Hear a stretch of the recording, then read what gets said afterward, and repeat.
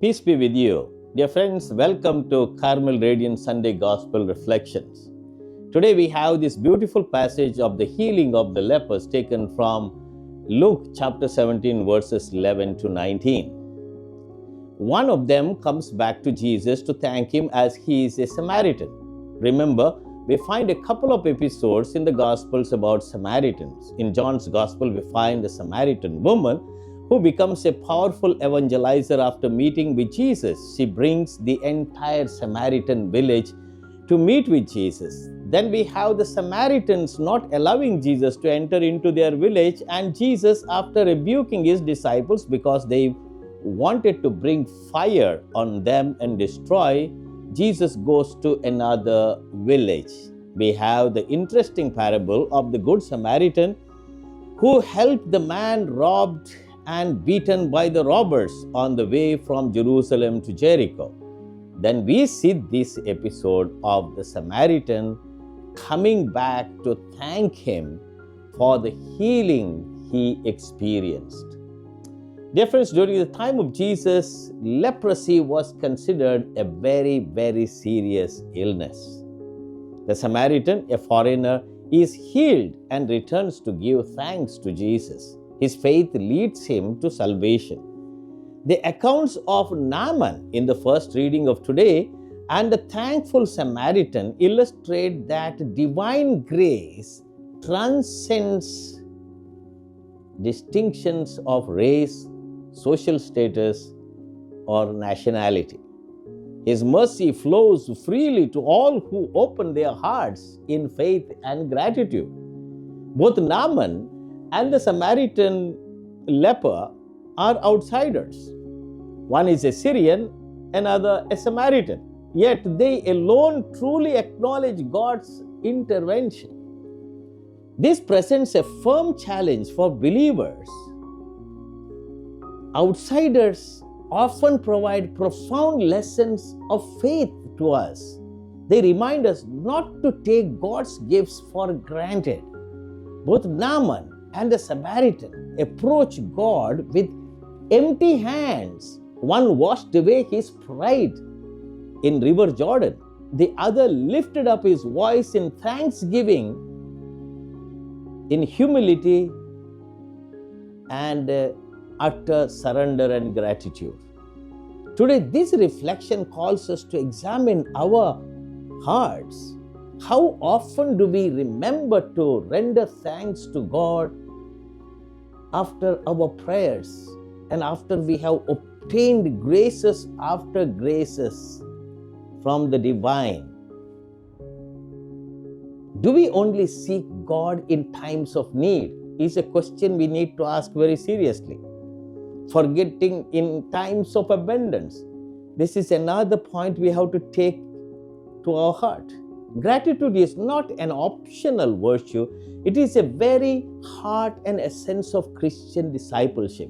In fact, the very word Eucharist means thanksgiving. Each time we gather for celebrating the Holy Eucharist, we come to give thanks for the saving work of Christ who heals us from the deepest leprosy of sin and restores us to new life. Furthermore, gratitude changes us. Modern psychology even confirms this truth. Practicing gratitude increases our well-being, resilience, and peace. But Scripture reveals the deeper reason, because gratitude aligns our hearts with God's truth. It moves us from entitlement to humility, from complaint to praise, from isolation to communion. As we reflect on today's readings, let us remember that healing is not only about the body, but about our soul. God's mercy reaches us in ways we cannot always see, but our response of faith and gratitude completes the healing. May we learn from Naaman to humble ourselves and from the Samaritan to give thanks always. Dear friends, I would like to add a very powerful theological meaning to this episode of the lepers. We find the Samaritan turning and coming back to Jesus symbolizes a new and convinced the truth of coming to the real priest and to the real temple. The other 9 perhaps went to the Old Testament priests and to Old Testament temple. Well, here we find the Samaritan discovering in Jesus the new high priest and the new temple of God. He comes to worship God in the presence of Jesus as he prostrates in utter sense of gratitude. What an opening for all of us to see in Jesus we have everything. Dear friends, gratitude versus ingratitude. While all the 10 men were grateful for their healing, only one expressed it with worship. The story serves as a reminder that it is possible to receive God's blessings and yet at times neglect to offer thanks to the very source of our existence. And it will always help us to grow in health, happiness, and joy when we come back to God, and in this case, coming back to Jesus. What we see also, physical versus spiritual healing. Actually, when we are healed spiritually, physical healing happens. It may not be always the case. The 9 lepers received a physical cure, but the Samaritan's actions led to a deeper spiritual salvation. The one who returned not only had his body restored, but his soul saved by his encounter, powerful encounter with Jesus the second time. The significance of the Samaritan actually brings us some important reflections. The fact that the one who returned was a Samaritan, a person despised by Jews, is a crucial part of the story. This detail underscores Jesus' ministry to the marginalized and the outsiders. He shows that salvation is not limited to any one group, but is offered to all who have faith, regardless of their social standing. And then comes our faith in action. The healing began when the 10 lepers acted on Jesus' command to go to the priests. This act of obedience demonstrated their initial faith. However, the Samaritan's faith went further. It compelled him to turn back and worship the source of his healing, leading to a deeper, continuous, lasting blessing. And then we have a call to worship too. The account challenges us to examine our own response to God's blessings. As we, like the 9 who receive our healing and carry on with life, or are we like the one who turns back to give thanks and worship?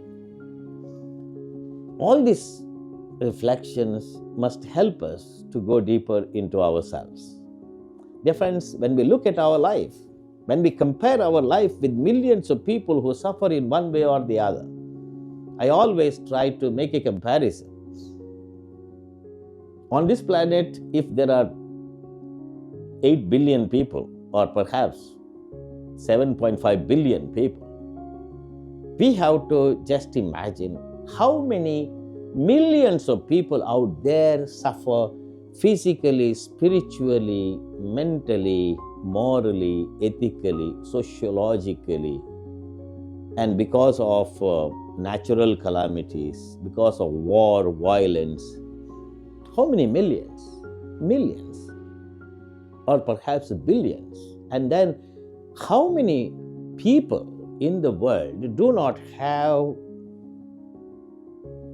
daily bread to eat, and perhaps they do not have a decent place to stay, live, and perhaps they do not even have the possibilities of learning going to a college or school or learn something that is important for their future life, in spite of having plenty of talents. Now, can we put ourselves in the category of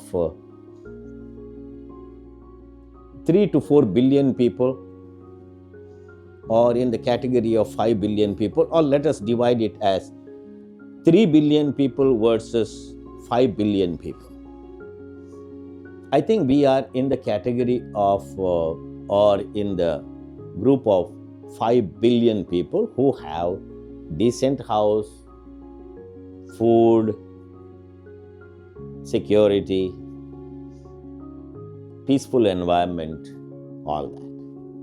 What about 3 billion people suffer day and night in their society, in concentration camps, persecuted, deprived of their daily bread, deprived of education, facilities, social security, etc. 3 billion people. So can we make a meditation on how we need to be grateful to God for all the good that He gives us every day? God bless you.